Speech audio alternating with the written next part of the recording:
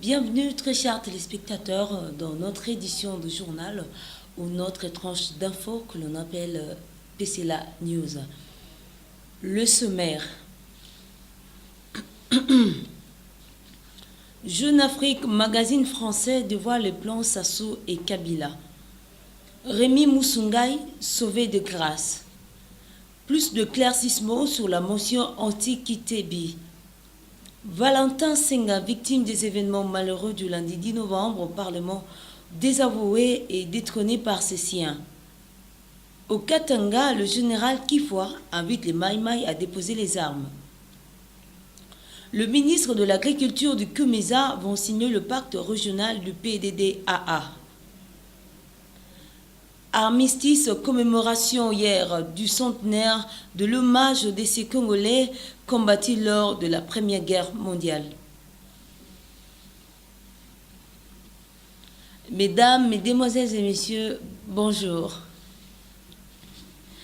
Jeune Afrique dévoile les plans Kabila et Sassou Nguesso, qui prépare le hors-la-loi fondamentale. C'est le titre d'un article que le magazine français Jeune Afrique vient de publier sur son site, faisant allusion au départ de Burkinabé Blaise Compaoré du pouvoir après s'être battu longtemps pour modifier la loi fondamentale de son pays et briguer une énième mandat.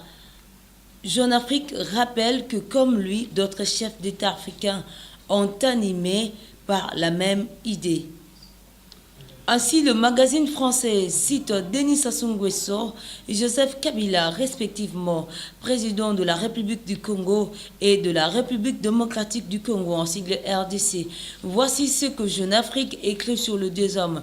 D'abord sur Joseph Kabila, dans le collimateur de gardien de l'intégrité constitutionnelle, se trouve également le deux Congo. Comme Yayi et Compaoré, Joseph Kabila aurait bientôt achevé son deuxième mandat que la loi fondamentale considère comme le dernier.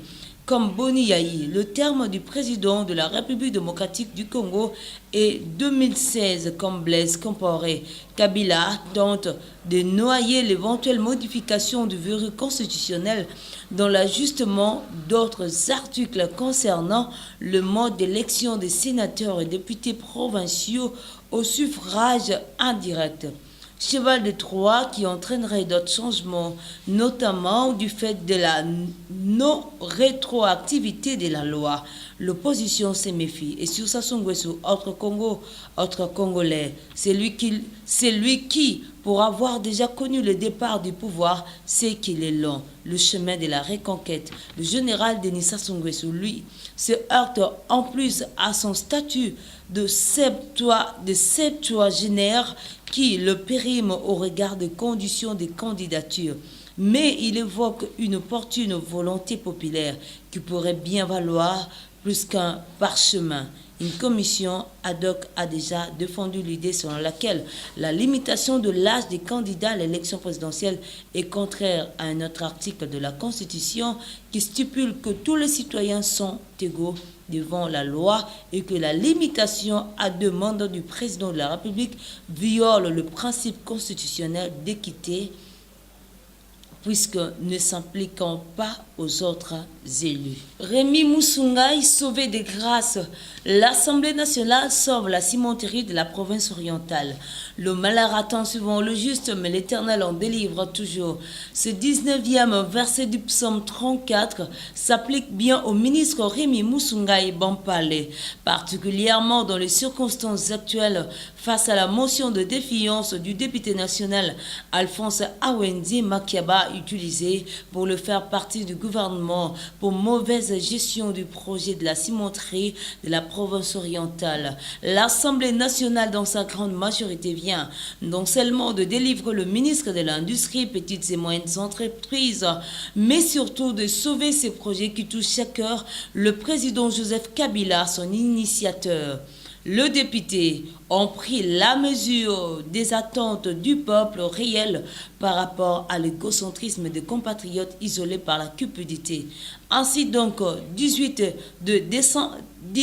des 63 députés qui avaient signé la motion d'Awenze se sont utilement ravisés et ont retiré leur signature en toute responsabilité, rendant ainsi inopérante la procédure de la déchéance de ces ministres qui a refusé de trahir le chef de l'État et le gouvernement. La motivation de ces députés était solidement exposée à la plénière en l'absence d'un bon nombre de députés de l'opposition qui ont quitté la salle quelques minutes plus tôt pour incompatibilité d'humeur plutôt que par la force de l'argumentaire lorsqu'il s'agissait de débattre de la motion incidentielle contre 7 autres motions de défiance destinées au ministre délégué aux Finances, M. Patrice Kitebi Kibol Voul.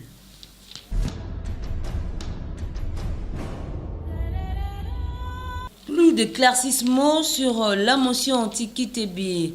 Comment on pouvait bien s'y attendre? L'émotion de défiance initiée contre le ministre délégué aux Finances, Patrice Kitebi, et celui de l'industrie petites et moyennes entreprises, Rémi Moussoungaï, ont été rejetés à l'issue d'un débat houleux. Motion anti-Kitebi. Comment on pouvait bien s'y attendre? La motion de défiance initiée contre le ministre délégué aux Finances, Patrice Kitebi, et celui de l'industrie petites et moyennes entreprises, Rémi Moussoungaï, ont été rejetés à l'issue d'un débat houleux. Mal ficelées, ces motions se sont dissoutes comme du beurre au soleil. À l'issue d'une autre motion incidentielle, celle-là soulevée par le député Henri Thomas Lokondo. Plus d'agitation que de probité politique aura donc guidé la démarche de certains députés de l'opposition qui ont initié une motion de défiance contre le ministre délégué auprès du Premier ministre chargé des Finances, Patrice Kitebi. La démonstration a été faite au Palais du Peuple au cours de la plénière de la Chambre basse du Parlement de ce lundi 10 novembre 2014. Séance consacrée à l'examen de 2 motions de défiance contre 2 membres du gouvernement. Le député qui ont signé la motion de défiance contre Patrice Kitebi lui reproche d'avoir mal exécuté le budget 2013, notamment en utilisant le fonds alloué fonctionnement du bureau du porte-parole de l'opposition, alors que cette personnalité n'a toujours pas été désignée. À l'analyse à la fois du fond et de la forme de la dite motion, l'on comprend aisément qu'il s'agit d'une agitation. Ces initiateurs ayant péché contre le règlement intérieur de l'Assemblée nationale qui édicte dans le cas d'espèce qu'il faut attendre le rapport de la commission économico-financière qui examine la reddition de comptes qui, il faut le souligner, fait partie de la loi des finances publiques. Le spectacle qui s'apparente à une jacquerie offerte par deux députés qui tenaient mort du coup à avoir la peau du ministre Kitebi a étalé au grand jour 2 interrogations. La première, soit certains élus du peuple ne maîtrisent pas le règlement intérieur de l'Assemblée nationale, ce qui est une chose grave. Deuxième chose, s'agissait-il à Napa pour se faire graisser les pattes? Valentin Senga, député national du côté de la majorité, désavoué par ses siens. Valentin Senga, désavoué par ses siens et détrôné de la présidence de la députation de la province orientale, qui en retour qualifie cet acte de barbarie et promet au temps opportun de saisir la justice. Opposition, le leçon d'un échec prévisible. Désunie, l'opposition ne fera passer aucune motion de défiance contre un ministre. Lundi dernier, certains de ces ténors ont brillé par leur absence à l'hémicycle. D'autres ont voté pour le rejet de la motion de défiance. En 2 législatures et presque une dizaine de motions de défiance et de censure, l'opposition n'a pas réussi à se payer la tête d'un seul ministre. Il faut avoir le courage de changer le fusil d'épaule et d'attaquer par d'autres moyens à leur portée. Les questions orales avec débat, les interpellations des ministres et les commissions d'enquête parlementaires.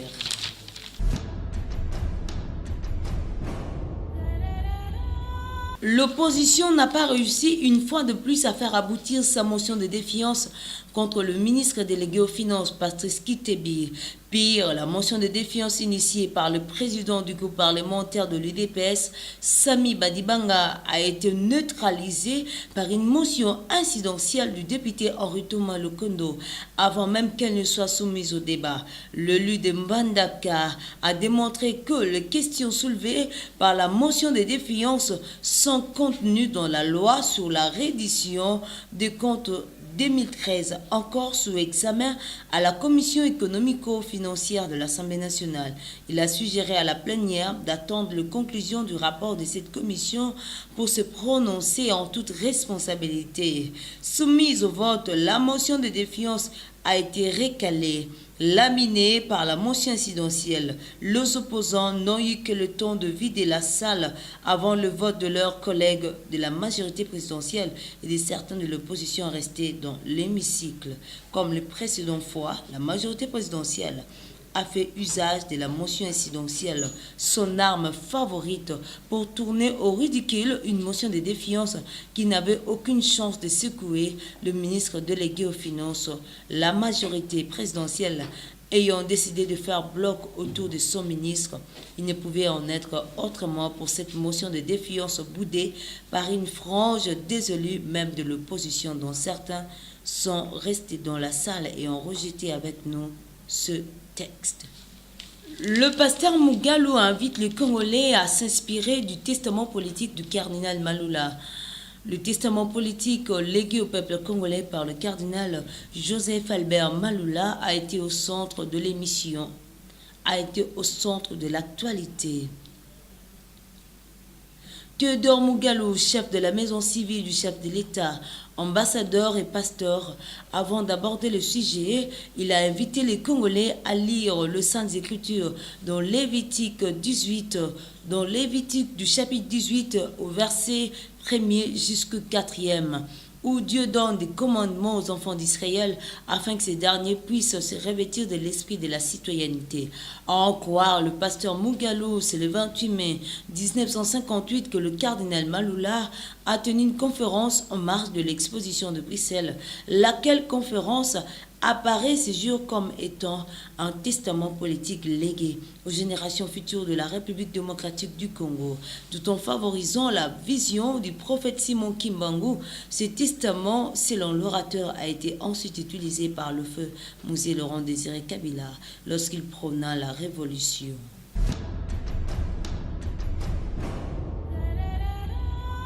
Au Katanga, le général Kifwa invite les Maï-Maï à déposer les armes.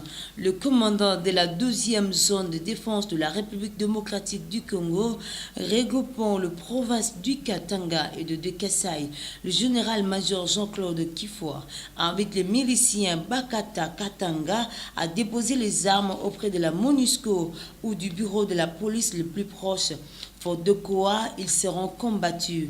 Revenu lundi 10 novembre dernier, le général, au cours d'une parade organisée au camp-major Vangu de Lubumbashi. Par la même occasion, le haut gradé de l'armée congolaise a demandé à la population de collaborer avec l'armée pour dénoncer tous les cas suspects, présentés aux hommes de troupes au cours d'une parade tenue au camp Vangu. Armistice, hier, mardi 11 novembre, c'était la commémoration du centenaire de l'hommage aux décès congolais qui combattirent lors de la Première Guerre mondiale de 1914 à 1918.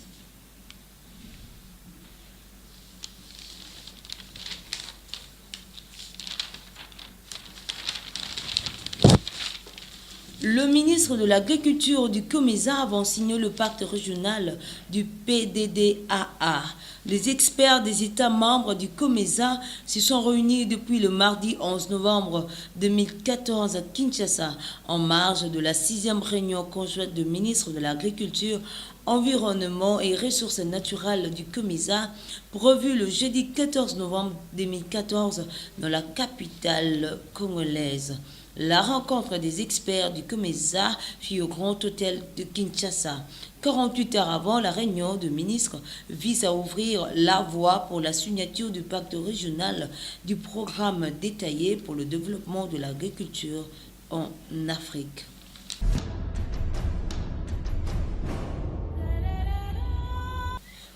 Enfin, parlons sport.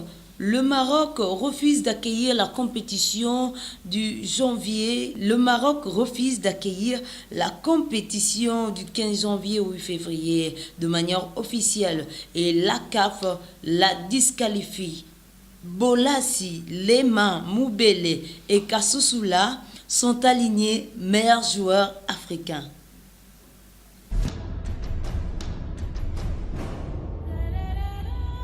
Boye malamu bandeko nyonso ya www.bilombe.com mbote na bino abozali sami na bino ya kotalaka chaîne na biso to pe site na biso ya Bilombe. Tokomi na ngonga na biso topesaka bino ba information to pe basango ya mboka pe ya mikili mosusu na tranche ya information na biso PCLA News. Na yango tolanda. Amama likambo na biso ya liboso Remi Musungai ye a pikisami wana eza bikamwa. Affaire Patrice Kitebi, plus d'explications.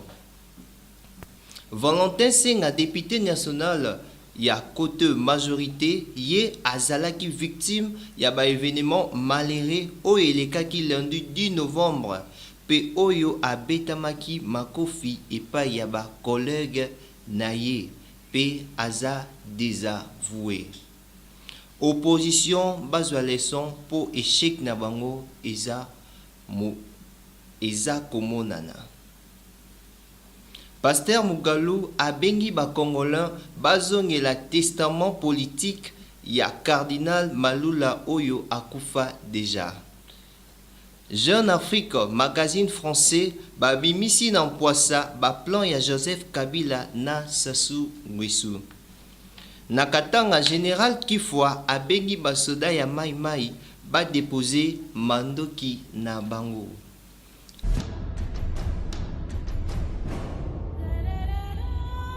Armistice. Lobby mardi 11 novembre, ezalaki célébration, il y a centenaire, il y a hommage, il y a décès congolais, oyo babundaki na Première Guerre mondiale, na compte il y a Belgique. Remi Musungai ye abikisami vraiment na mawa ya Nzambe. Verset oyo lobby, le malheur attend souvent le juste, mais l'Éternel en délivre toujours. Et kokise melaki ye. Kota la mention ya défiance oyo Alphonse Awenze, député national, asalaki contre ye pour na tina ya kolongola ye na gouvernement pour na mauvaise gestion na projet ya cimenterie na province orientale. Assemblée nationale ba ye ko délivrer kaka Remi Musungai te mais ko sauver projet oyo ezalaki initié epai ya mokonzi ya mboka Joseph Kabila pe ba député ba moni oyo ezali intérêt ya peuple pe bazui mokano ya ko retirer ba signature na bango ya solo Remi Musungai a pikisami. Patrice Kitebi ba député ba fundi ye po ye asimbaki budget ya bureau ya porte-parole ya opposition. Nzoka mutu oyo asengeli kovanda na poste ango azala kutu désigné te. Yango après analyse balobi ezali kaka agitation ya pamba. Pe bango basumuki contre règlement intérieur ya Assemblée nationale pe esali ete Patrice Kitebi azala pe sauvé. Valentin Senga, député national ya province orientale, ye oyo azalaki victime ya événement malheureux oyo elekaki lundi 10 novembre 2014 dans l'Assemblée nationale aza désavoué epai ya ba oyo ya ye ya province pe balongoli ye na présidence ya ba député kuna na province orientale. Ye pe alobi basali makambo lokola ba barbare pe alaki bango akosaisir justice na tango esengeli.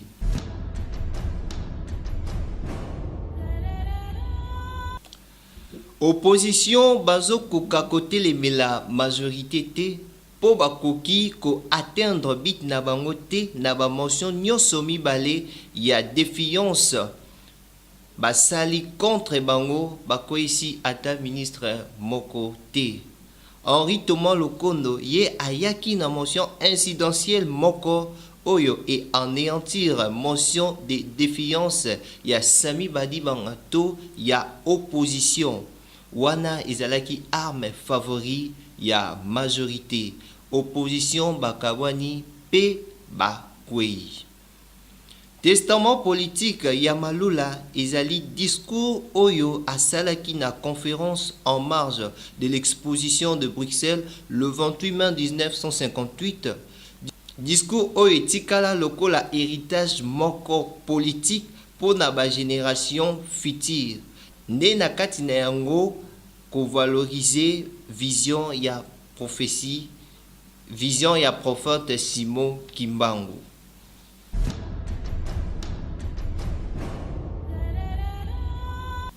Magazine français Jeune Afrique babimisi article moko o ezali que prépare les hors la loi fondamentale.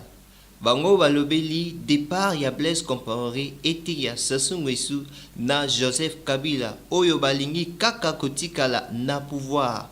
Baza ko tenter ko réviser constitution. Makambu ya Burkina Faso ete ya bango. Nakatanga général Kifwa abengi basoda ya Mai Mai ba déposer mando kinabango na Monisco to na poste ya police où eza les plus proches. Armistice, lobby mardi 11 novembre 2014, ezalaki célébration ya centenaire ya hommage ya ba décès congolais oyo babundaki na première guerre mondiale na compte ya Belgique.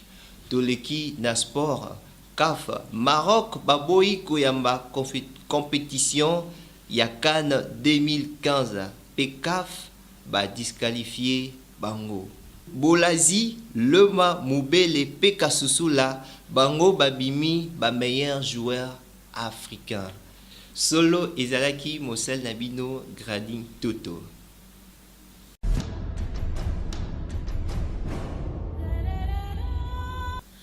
Ainsi s'achève ce journal, très chers téléspectateurs de la www.blombe.com. Nous vous convions à rester fidèles au programme et nous nous retrouvons à la prochaine. Ce journal a été présenté ou co-animé par Gradine Toto et Flore Makwala. Au revoir.